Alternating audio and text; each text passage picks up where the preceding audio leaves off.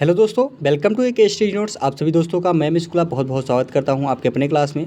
आज के इस वीडियो में हम बात करेंगे बीए सेकेंड सेमेस्टर के सभी छात्राएं जो भूगोल यानी कि ज्योग्राफी से संबंधित हैं। इसमें हम आपको बताएंगे आज के कुछ नए प्रश्न जो आपके पेपर में बार बार पूछा जाता है, और अच्छे से आप लोग तैयारी करते रहिए, क्योंकि मैं आपको अब मॉडल पेपर सॉल्व कराने से बढ़िया मैं आपको पहले आपको टॉपिक क्लियर करा देता हूं, जिससे आपको अच्छे से पढ़ने में मज़ा आता है और अच्छे से आप सॉल्व कर सकें और अच्छे से पेपर को तैयार भी कर सकें। तो ये नोट्स आप भी बना सकते हैं, कैसे भी कर सकते हैं, ये नोट्स के रूप में आप लोग कर सकते हैं। आपको नोट्स के अनुसार ही मैं आपको पढ़ाने का प्रयास कर रहा हूँ। एक एक प्रश्न आपको इस वजह से बताता हूँ जो आपको मोस्ट इंपॉर्टेंट है, जो सबसे ज़्यादा प्रश्न आपके पेपर में पूछे जाते हैं वही आपको यहाँ पे बताया जाता है। और वीडियो अच्छी लग रही हो ज़रूर लाइक कर दें, चैनल को सब्सक्राइब कर दीजिए, और हमारे चैनल में जो नए छात्राएं हैं वो चैनल को सब्सक्राइब कर दीजिए और बेल आइकन दबा दीजिए, क्योंकि आने वाले वीडियो का नोटिफिकेशन आप लोगों तक बिल्कुल मिलता रहे। और हमारे पुराने छात्राएं वो एक दूसरे को वीडियो को शेयर करते रहे और निरंतर वीडियो को देखते रहे, क्योंकि इसमें आपको ये चीज़ें कोई भी नहीं बताएगा जो मैं आपको यहाँ पे बताने का प्रयास करता हूँ और अच्छे से समझाने का प्रयास करता हूँ। तो आप लोग को ये चीज़ें बिल्कुल माइंड से निकाल दीजिए कि आप सर किस तरीके से बताते हो, हमारी सिलेबस में ये नहीं है। तो सिलेबस में यही आता है, प्रश्न यही है आपका, केवल नज़रिया आपका थोड़ा चेंज है। अच्छे से आप लोग बिल्कुल ध्यान में ऐसा ध्यान में मत लेके आए कि हमारे पेपर में नहीं आता है। तो ये चीज़ें भूल जाइए दोस्तों, क्योंकि प्रश्न आपका बार बार यही पूछा जाता है, बस यही होता है कि थोड़ा टॉपिक चेंज हो जाता है, और प्रश्न का अगर हम गहराइयों में देखें तो प्रश्न यही होता है। तो चलिए चलते हैं आज के इस वीडियो के प्रश्न में। और वीडियो आप लोग ज़रूर लाइक कर दें, चैनल को ज़रूर सब्सक्राइब कर दीजिए, और आज की वीडियो में कुछ नया बताने का प्रयास किया जाएगा। मज़ा आएगा आज की वीडियो में, और अच्छे से देखते रहिए क्लास को। जी हाँ दोस्तों, पिछली वीडियो में हमने बात किया था 7वें प्रश्न की, जो डेविस के भौगोलिक चक्र अपरदन चक्र की सचित्र विवेचना कीजिए तथा बतलाइए कि पेंग के अपरदन चक्र में किस प्रकार से भिन्न है। यानी कि मैंने आपको पिछले वीडियो में प्रश्न आपका ये वाला देने को वहाँ पे हमने बताया था, आप पिछले वीडियो में देख सकते हैं। ये प्रश्न आपको बताने का हमने बहुत बताया था कि जिन छात्राओं को इसका आंसर पता है वो ज़रूर आप लोग कमेंट बॉक्स में कमेंट करके बताइएगा। तो हमारे कुछ छात्राएँ कमेंट में उन्होंने बताया था, और ग्रुप में भी, व्हाट्सएप ग्रुप में भी उन्होंने बताया था कि हाँ सर ये चीज़ें आपने बताया था और अच्छे से पढ़ाते हैं आप। तो ये मैं बिल्कुल आपको ऐसा नहीं करेंगे कि आप लोग को समझ में ना आए, मैं आपको पूर्ण से समझाने का प्रयास करता हूँ। अब आपका आता है प्रश्न कि डेविस के भौगोलिक चक्र कौन कौन से हैं। इसमें है आपका डेविस महोदय जी ने सर्वप्रथम 1899 ईस्वी में भौगोलिक चक्र की संकल्पना का प्रतिपादित किया। डेविस जी के अनुसार कहा गया कि भौगोलिक चक्र समय की वह अवधि है जिसके अंतर्गत एक उत्थित भूखंड अपरदन के प्रक्रमों द्वारा प्रभावित होकर एक आकृति विहीन समतल मैदान में बदल जाता है। यानी कि यहाँ पे बात करें तो डेविस महोदय ने 1899 उन्होंने भौगोलिक चक्र की संकल्पना का प्रतिपादित किया।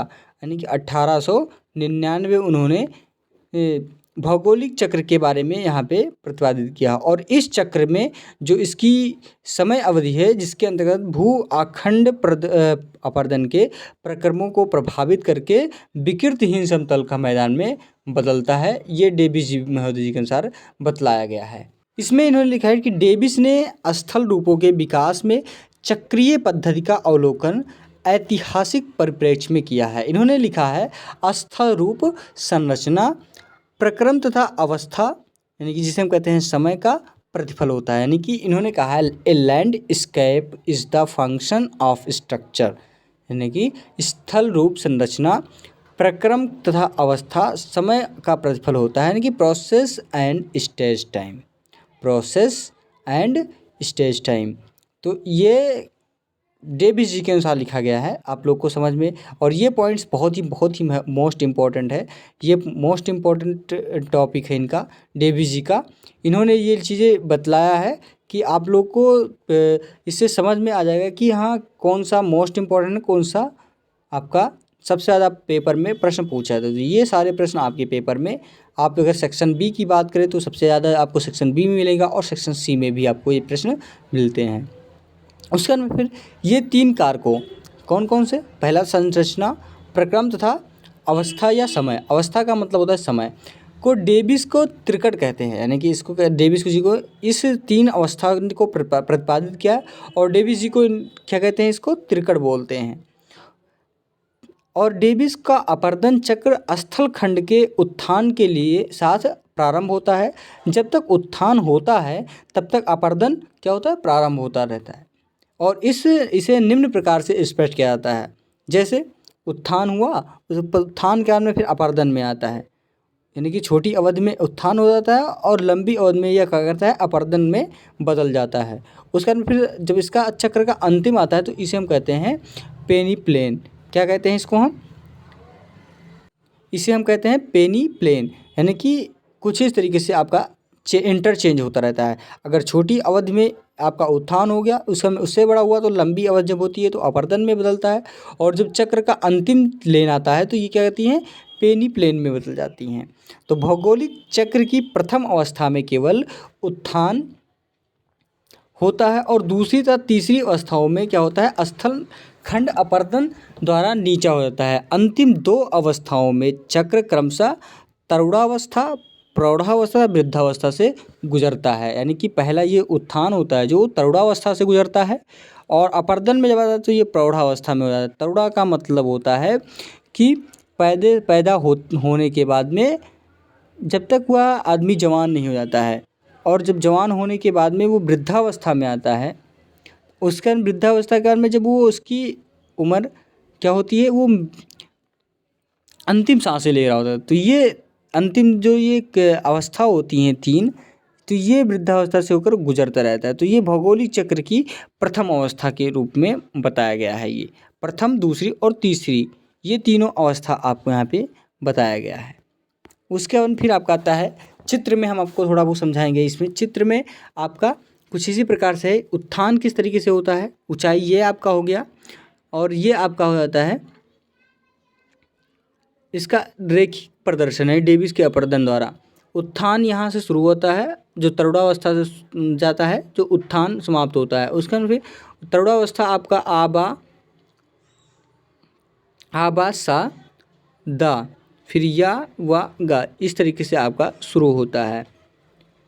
तो आपका प्रौढ़ावस्था से शुरू होता है, ये आपका जाता है तरुणावस्था तक, सॉरी उत्थान से शुरू होता है, ये प्रौढ़ावस्था जाता है, और फिर जब तरुणावस्था से शुरू होकर प्रौढ़ावस्था तक आता है, और फिर इसका सबसे निचला क्रम जो जीर्णावस्था बोलते हैं हम, ये जीर्णावस्था को तरफ गुजरता है, और यहीं पे इसका क्या होता है, अंतिम तिथि आती है।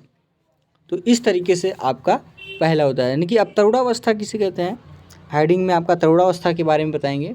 तरुणावस्था होता है कि स्थल खंड में उत्थान के पश्चात अपर्दन प्रारंभ हो जाता है, और प्रारंभ से सरिताएं छोटी छोटी तथा दूर होती हैं, अतएव जल विभाजकों पर अपर्दन की विशेष प्रभाव नहीं पड़ता है। नदियाँ क्या करती हैं, शीर्षवर्धीय अपर्दन, जिसे हम कहते हैं हेडवार्ड कटिंग कहते हैं। क्या कहते हैं, हेडवार्ड कटिंग, हेडवार्ड कटिंग करती हैं, जिससे उनकी जो लंबाई है वो बढ़ती जाती हैं। तीव्र ढाल के कारण नदियाँ का प्रवाह वेग अत्यंत तीव्र हो जाता है। यानी कि हम बात करें कि जैसे जैसे वो उत्थान, यानी कि जहाँ से शुरू होती हैं स्थलखंड से, वो क्या करते हैं, अपर्दन में बदलती हैं। उसके बाद में फिर इसका तरुणावस्था में आते हैं। तरुणावस्था के बाद में धीरे धीरे किस तरीके से अपना जो शीर्षवर्ती होती है वो किसे कहते हैं, हेडवार्ड कटिंग के अनुसार ये हेडवार्ड कटिंग करती हैं, यानी अपर्दन करती हैं, जिससे इनकी लंबाई क्या होती है, बढ़ती चली जाती हैं, और तीव्र गति से ढाल के कारण नदियाँ क्या करती हैं, वेग के अत्यंत तीव्र हो जाती हैं। यानी कि तीव्र का मतलब होता है बहुत तेज हो जाती हैं, यानी कि हम जिसे कहते हैं स्पीड। और स्पीड, जब स्पीड में आते हैं तो ये क्या करती हैं, स्पिन करती हैं, यानी कि घुमाव करती हैं, राउंड करती हैं। तो इसी तरीके से तरुणावस्था में जब आ जाती हैं तो ये आपस में क्या करती हैं कि अब विशाल की भयंकर रूप ले लेती हैं, और ये उछाल लेते हुए फिर ये धीरे धीरे जैसे जैसे इनका अवस्था, यानी कि अवस्थाएं डाउन की तरफ जाती हैं, उसी प्रकार ये क्या करती हैं, अपना लाइन चेंज कर लें। कि मनुष्य की अगर मान लें कि वो पैदा होने के बाद में, यानी कि जब तक वो वृद्धावस्था नहीं होता है तब तक वो क्या करता है, यहाँ से शुरू करता है और सीधा ये लाइनें क्या करती हैं, बढ़ाती हुई चली जाती हैं। कुछ सेम उसी तरीके से जैसे यहाँ आप पैदा हुए, फिर आप यहाँ से आप उठते हुए बड़े ऊंचाइयों पे काम करते करते करते करते करते फिर डाउन होते हुए ऐसे आप चले जाते हैं। सेम इसी तरीके से, यानी कि यहाँ से आप स्टार्ट किए हैं और यहीं पे आपको अब ख़त्म होना है। तो सेम इसी तरीके से आपका क्या होता है, भौगोलिक चक्र के बारे में यहाँ पे आपको निर्भर करता है। अब उसके बाद फिर नेक्स्ट आपका टॉपिक आता है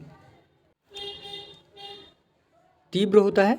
इसके बड़े बड़े शिलाखंड उसके साथ प्रवाहित होते रहते हैं, यानी कि जो इसके बड़े बड़े शिला होते हैं, शिला का मतलब बात करें तो बड़े बड़े पत्थर, खूब बड़ी बड़ी शिलाएँ जिसकी, तो ये क्या करते हैं आपस में प्रवाहित होते हैं कि बढ़ते रहते हैं कि बहते हुए चले जाती हैं। और इनके द्वारा जो घाटी गहरी होती जाती हैं, इनके ढाल क्या होते हैं खड़े खड़े तथा उत्तल होते रहते हैं और ऊपरी ढाल लगभग स्थिर सा रहता है। इस प्रकार सापेक्षिक उच्चावलन में वृद्धि होती है और तरुणावस्था के अंत में अधिकतम उच्चावन विकसित हो जाता है। तरुणावस्था की प्रमुख विशेषताएं कौन कौन सी हैं? पहला तो आपका कि पार्श्विक अपर्दन जो नागण्य होने का निरपेक्ष उच्चावन स्थिर होता है। जो पार्श्विक अपर्दन वो नागण्य हो जाता है। नागण्य का मतलब होता है कुछ भी नहीं, और इसका जो निरपेक्ष उच्चारण होता है वो क्या होता है, हो जाता है स्थिर हो जाता है इसी पे। दूसरा नंबर आता है कि घाटी के अपर्दन, घाटी के निम्न अपर्दन तथा ऊपर भाग के स्थिर होने के कारण जो सापेक्षिक उच्चावन होते हैं वो निरंतर उसमें क्या होता है वृद्धि होती जाती है।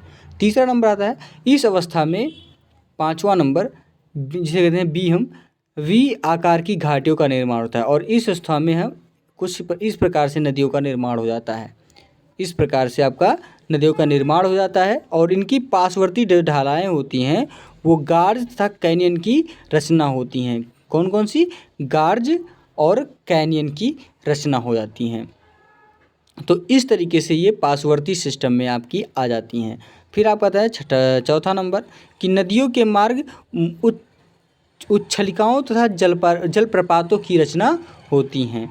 तो ये आपके जलप्रपातों की रचना करती हैं। उसके बाद फिर आपका दूसरा था प्रौढ़ावस्था। प्रौढ़ावस्था क्या है कि प्रौढ़ावस्था में जो पार्श्विक अपर्दन द्वारा घाटियाँ चौड़ी होने लगती हैं, ढाल कम हो जाने के कारण घाटियों को गहरा होना कम हो जाता है। जैसे जैसे वो अपना प्रौढ़ावस्था में आती हैं, घाटियाँ चौड़ी होने लगती हैं और ढाल का अपर्दन जो है वो ढाल का कम होने के कारण घाटियों का गहरा होना कम हो जाता है और पहाड़ियों तथा जल विभाजकों का अपर्दन भी प्रारंभ होता है और जिससे निरपेक्ष उच्चावच कम होने लगते हैं। सापेक्ष एवं निरपेक्ष उच्चावच दोनों कम होने लगते हैं और नदियों की परिवहन क्षमता कम हो जाती है, जिससे घाटी यानी कि जिससे घाटी का जो गहरा होना होता है मंद हो जाता है, उसमें रोक लग जाती है और पार्श्विक अपर्दन के कारण घाटियों की चौड़ाई बढ़ने लगती हैं। उसके बाद में फिर आपका आता है तीसरा नंबर जीर्णावस्था। प्रौढ़ावस्था समझ में आया, जिसे हम कहते हैं वृद्धावस्था। अब जीर्णावस्था का मतलब होता है कि लंबवत अपर्दन की समाप्ति के साथ जीर्णावस्था प्रारंभ हो जाता है। जब ये जीर्णावस्था का प्रारंभ होता है, जब ये लंबवत अपर्दन होता है, इसका लंबवत अपर्दन जब समाप्त हो जाता है तो ये जीर्णावस्था में आपकी स्थिति प्रारंभ हो जाती है और इस समय भी पार्श्विक अपर्दन द्वारा घाटी के चौड़ा होने का कार्य चलता रहता है। जैसे जो नदी है, नदी जब तक आपको पतली होती है तब तक ये बहुत तेज़ बहाव में आती है और जब यहीं आपके ऐसे कुछ इस तरीके से हो जाती हैं, यहाँ से इस तरीके से फैलते हुए जाती हैं, तो वो क्या होता है यहाँ पे तो गहराई कम हो जाती है।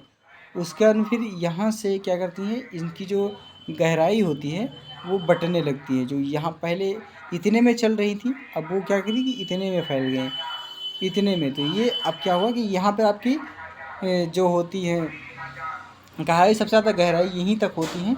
उसके बाद में फिर ये गहराई क्या होती हैं, आपस में बढ़ जाती हैं, बट जाती हैं, सेम इसी तरीके से। और वही कार्य यहाँ पे चलता रहता है। जल की विभाजकों की ऊंचाइयाँ कम होने लगती हैं, निरपेक्ष उच्छावत तेजी से कम होने लगता है और इस समय ढाल की बहुत कम होता है। अतएव नदी वेग कम हो जाने के कारण लंबवत अपर्दन बिल्कुल घुमाव आ जाने के कारण, जिसे हम कहते हैं मेटेंडर्स की रचना होती है और इस अवस्था में बाढ़ के मैदानों का निर्माण होता है। इस समतल मैदानों को डेविस ने पेंसिल संप्राय मैदान कहा है और इस समतल के मैदान में कहीं कहीं उत्तल अवतल ढाल वाली बिखरी हुई अवशिष्ट पहाड़ियाँ दृष्टिगोचर होती हैं। इनको डेविस ने क्या कहा है, मोनाडानाक कहा है। आलोचना है कि डेविस के अपरदन चक्र की आलोचना निम्न रूपों में की जाती है। पहला तो आपका आया था इसमें कि डेविस ने भौगोलिक चक्र की जो संकल्पना का अधिक सादरीकरण कर दिया है, पहला है। दूसरा नंबर आता है कि भूगर्भ शास्त्रियों के अनुसार किसी नवीन स्थलखंड का उत्थान एकाएक न होकर दीर्घकालिक भूगतियों का परिणाम होता है। तीसरा नंबर आता है कि उत्थान के समय अपरदन कार्य नहीं होता है। डेविस की यह विचारधारा नितांत भ्रामक एवं असत्य है। चौथा नंबर आता है कि स्थलखंड उत्थान पूर्ण हो जाने पर काफ़ी समय तक स्थिर रहता है और यह बात अमान्य है। तो ये आलोचना किया है इन्होंने। डेविस एवं पेक के अपरदन चक्र के तुलनात्मक विवेचना, इसकी विवेचना क्या है?